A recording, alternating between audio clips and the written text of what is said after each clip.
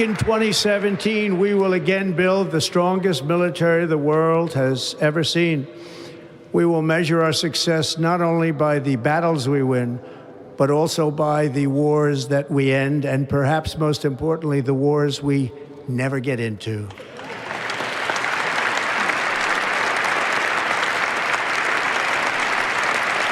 Our proudest legacy will be that of a peacemaker and unifier. That's what I want to be, a peacemaker and a unifier. I'm pleased to say that as of yesterday, one day before I assumed office, the hostages in the Middle East are coming back home to their families. America will reclaim its rightful place as the greatest, most powerful, most respected nation on earth, inspiring the awe and admiration of the entire world.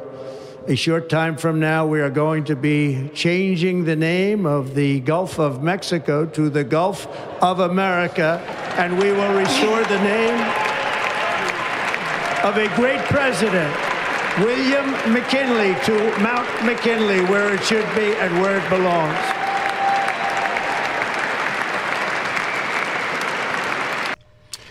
Well, Rania, the inaugural address started out dark, and I think the darkness continues. Funny because talking about, I mean, that just means he wants to cut taxes, probably cut the IRS more, but that just means cutting taxes on rich people. And talk about, you know, these tariffs and we're going to help working people when we're not. But I don't know. I think, you know, these are just little details, but I think the most important thing here is the fact that he really was talking about, on the one hand, wanting to rename the Gulf of Mexico the Gulf of America. And you mentioned the Panama Canal issue before. Apparently, he's talking about taking back the Panama Canal now, and Monroe Doctrine 2.0.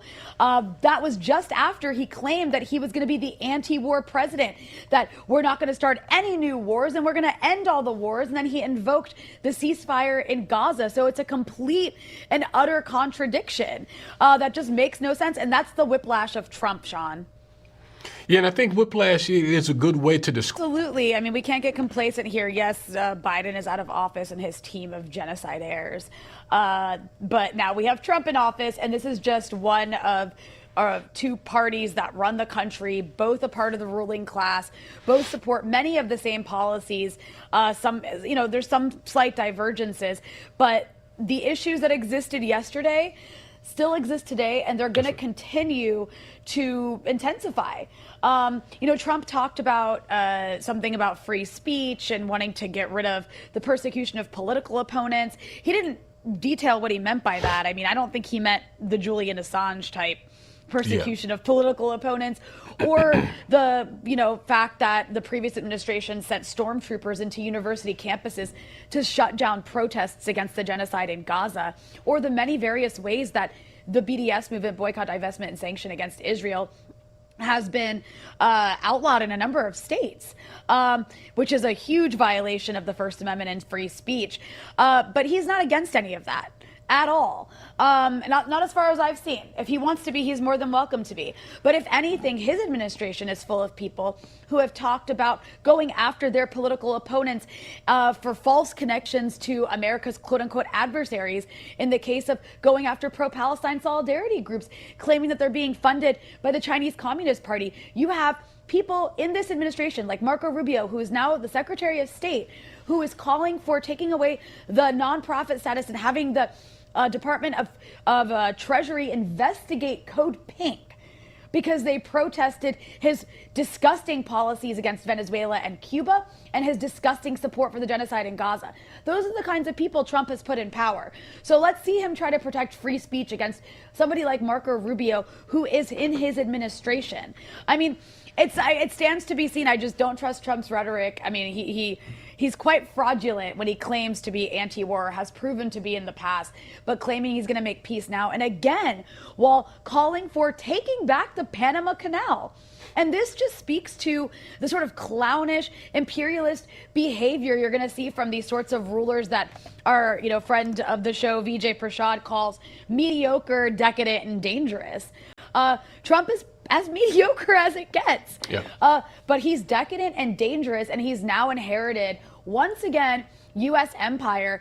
And it is quite frightening when you have people talking about invading and bombing Mexico, when you have people talking about taking back things that don't belong to them and never actually did because it's not their land. America, at the end of the day, is an expansionist empire that runs on parasiting off of the third world. And Trump gets that. His friends, his billionaire friends who are behind him in his administration get that. And I just think we need to keep our eyes clear on what's going on and make sure we respond to it by not getting complacent just because there's been a change in administration or just because there's been a ceasefire in Gaza. Absolutely. I mean, the hypocrisy here on the question of free speech, like a lot of things we could name, is really glaring, Rania, because to your point, free speech in the United States has been under attack. Well, not just this year, but certainly this past year plus of people being in the streets, not just in the U.S., but around the world, in solidarity for Palestine and the response to it from this government, from both parties, mind you, because, we were just under a Democratic administration. But in over this last year, Rania, people have been doxxed. People have been attacked by police, by pro-Zionist vigilantes. People have been fired from their jobs. People have been kicked out of school. There have even been people who have been threatened with deportation, not because they committed any real crime, but because they had the audacity to say that Israel is committing a genocide in Palestine, and that the only reason Israel is able to commit that genocide is because it has the direct and exuberant support of the most brutal, the most wealthy, and the most expansive empire the world has ever known, and that's the United States of America. I mean, I mentioned Martin Luther King earlier in the broadcast, and it was King himself who said that the U.S. is the greatest purveyor of violence on the world stage. And it's as true today as it was when King said it then. And I think it's also worth mentioning, just since we're talking about King, that he was killed in April of 1968, a year to the day that he came out against the war in Vietnam. And this is when his popularity rates plummeted, friends and so-called allies fled from him. People were upset with King because he didn't stay, quote unquote, his wheelhouse. And King himself raised this hypocrisy. He said, people praise me when I tell black people to be nonviolent against racist sheriffs in the South, but these same journalists, so-called, and these same so-called friends and allies, they condemn me when I tell the United States to be nonviolent against the people of Vietnam who were simply fighting for their liberation. So these same contradictions certainly remain. And you also bring up the recently passed a so-called nonprofit killer bill, which basically gives the government unilateral power to strip the nonprofit status of any group that is deemed to be, supporting terrorists, to use their language. And this can be stripped away without any evidence or due process and things like this. And so we were just speaking of King. I think we're going to go ahead and go to a clip of Martin Luther King that we have right here. Realize that the problems of racial injustice and economic injustice cannot be solved without a radical redistribution of political and economic power. We read one day, we hold these truths to be self-evident, that all men are created equal, that they are endowed by their Creator with certain inalienable rights, that among these are life, liberty, and the pursuit of happiness.